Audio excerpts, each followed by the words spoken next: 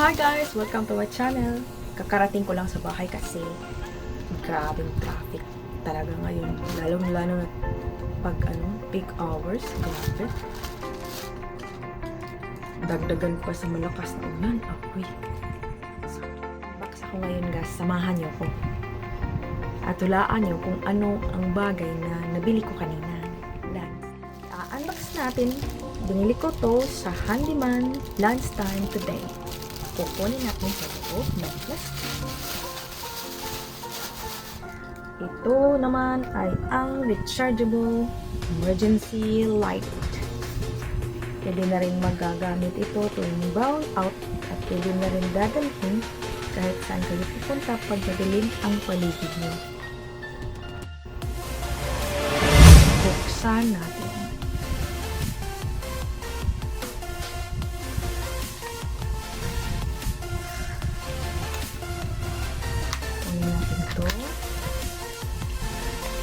At mayroong warranty card. Ito, warranty card. At ang brand name niya ay Omni.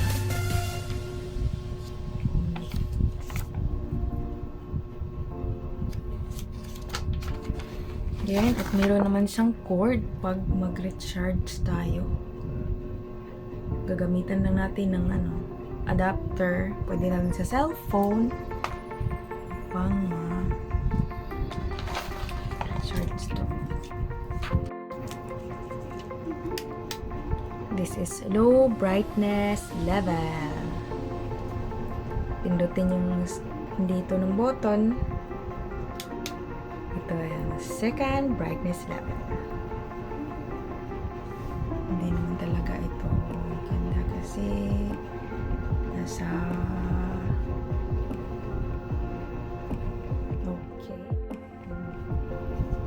very handy at hindi naman siya gaano kabigat.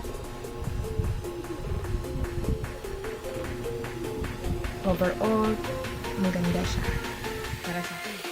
Specifications: model number AEL-010,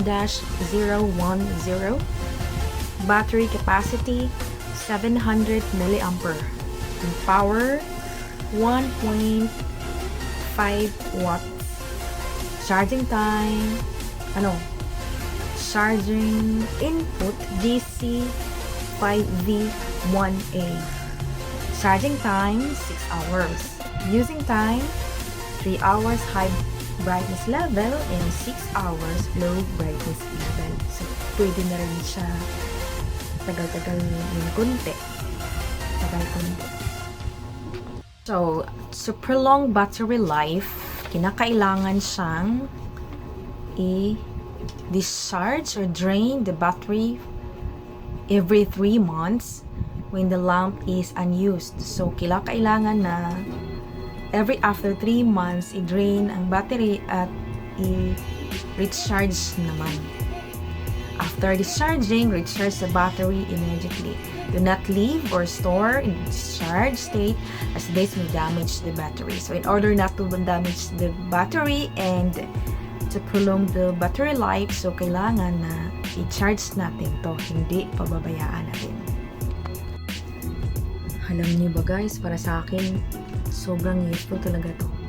Kasi, lalo na sa panahon ngayon na lagi tayong binabagyo at hindi natin maiwasan na may brownout. So, pag nangyari yun, meron tayong ilaw na nagbibaliwanag sa ating tahanan.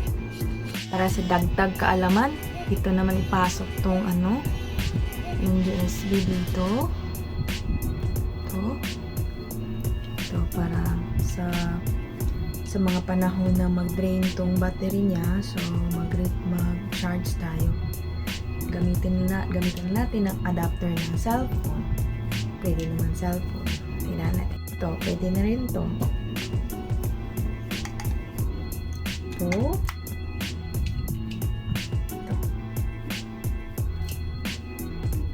Okay guys, that's all for today. Kung maplano kayo, mabala kayong bumili nito, so this is very highly taken from me. This is very highly recommended.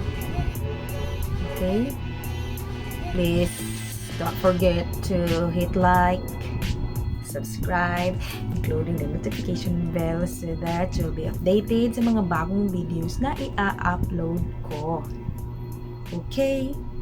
Hanggang sa muli. Bye-bye and God bless us all.